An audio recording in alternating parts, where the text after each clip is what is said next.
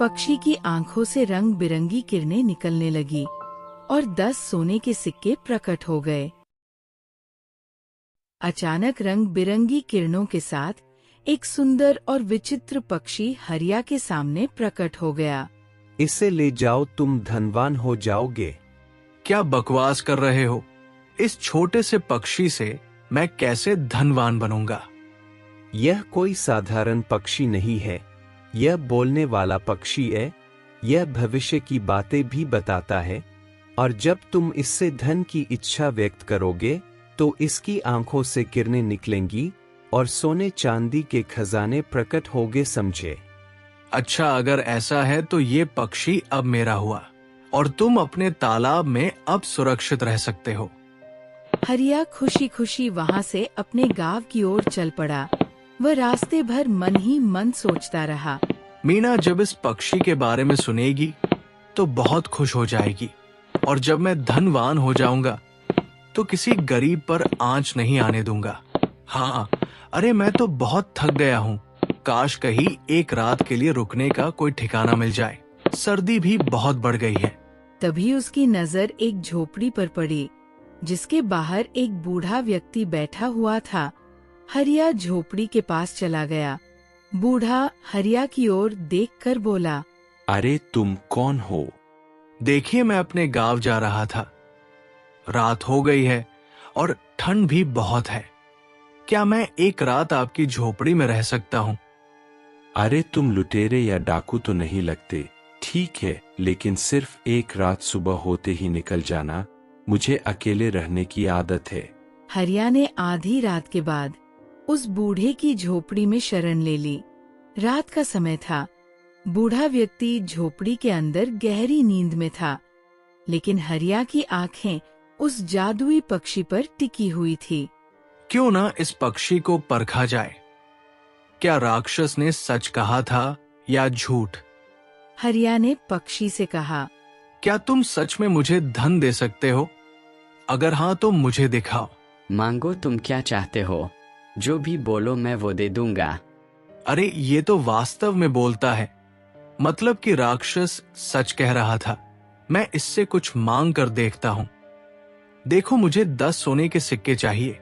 पक्षी की आंखों से रंग बिरंगी किरणें निकलने लगी और 10 सोने के सिक्के प्रकट हो गए।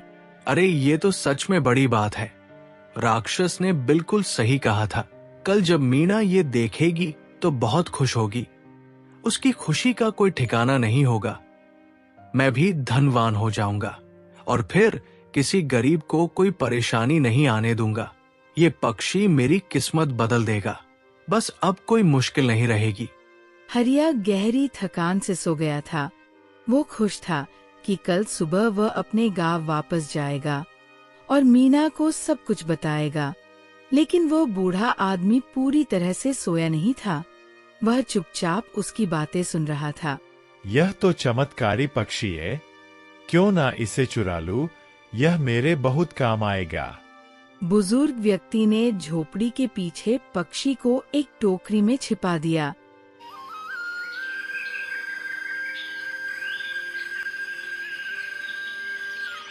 सुबह जब हरिया जागा, अरे मेरा पक्षी कहाँ गया? तुम्हारा पक्षी तो उड़ गया। हरिया को शक होने लगा। चुपचाप बताओ, मेरा पक्षी कहाँ है?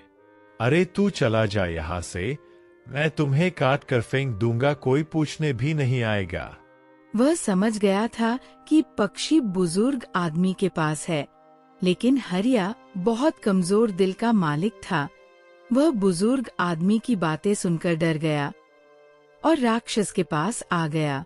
और राक्षस, बाहर निकलो, मैं तुम्हें जिंदा नहीं छोड़ूंगा। बाहर निकलो, तुमने मुझे धोखा दिया है। राक्षस तुरंत तालाब से बाहर आकर बोला, अब बताओ क्या हुआ? मैंने तो तुम्हें वह चमत्कारी पक्षी दिया था जो तुम्हारी हर मुश्किल को आसान कर सकता है, तो फिर तुम वापस क्यों आए? अरे क्या पक्षी दिया था? वो तो उड़ गया, मैं रात को सोया था। सुबह उठा तो पक्षी गायब हो चुका था। यह कैसे हो सकता है? वह पक्षी तो अपने मालिक से अलग नहीं हो सकता था। अरे तो क्या मैं झूठ बोल रहा हूँ? तुम्हें वैसा ही दूसरा पक्षी देता हूँ जो तुम्हारी हर ख्वाहिश पूरी करेगा। नहीं नहीं, मुझे ऐसी शक्ति चाहिए कि बड़ी से बड़ी सेना भी मेरा मुकाबला ना कर सके, समझे। यह एक जादुई अंगूठी है जो अब तुम्हारी मिल्कियत है। इसकी खास ताकत से तुम किसी को भी पत्थर में बदल सकते हो और जब चाहो तो उसे वापस भी ला सकते हो। यह शक्ति तुम्हें अपनी मर्जी के अनुसार हर हालात पर काबू पाने का मौका देगी, समझे। हरिया उसी झोपड़ी में वापस लौट आया। दिल में कई विचारों के बादल छाए हुए थे। वह सोच रहा था, क्या वास्तव में ये सब सच है? क्या ये अंगूठी सच में इतनी शक्तिशाली है? हरिया वह बुजुर्ग व्यक्ति के सामने जाकर खड़ा हुआ और गहरी सोच में डूबा हुआ बोला, सुनो, मेरा पक्षी वापस दो, वरना तुम्हारे लिए अच्छा नहीं होगा। मैं आखिरी बार कह रहा हूँ। अरे लगता है कि तुम ऐसे नहीं मानोगे। रुक जाओ, मैं तुम्हें बताता हूँ। बुजुर्ग की ये बात सुनकर हरिया ने अंगूठी से कहा, लालची बूढ़े को अभी पत्थर बना दो। हरिया के ये कहते ही बूढ़े का शरीर पत्थर में बदलने लगा। वह डर गया और कांपते हुए बोला, माफ कर दो, मैं लालच में आकर उसे चुरा लिया था। वह झोपड़ी के पीछे एक टोकरी में छुपा हुआ है। मुझे माफ कर दो, मैं दोबारा कभी ऐसा नहीं करूंगा। हरिया ने तुरंत झोपड़ी के पीछे जाकर उस टोकरी को खोल लिया। वह पक्षी वही था। मैं बताने ही वाला था कि वह बुजुर्ग क्या करने वाला है, लेकिन तुम सो गए। मुझे तो याद ही नहीं रहा कि तुम भविष्य भी बता सकते हो। अगर तुमने दोबारा किसी को धोखा देने की कोशिश की तो मैं तुम्हें हमेशा के लिए पत्थर बना दूंगा, समझ गए।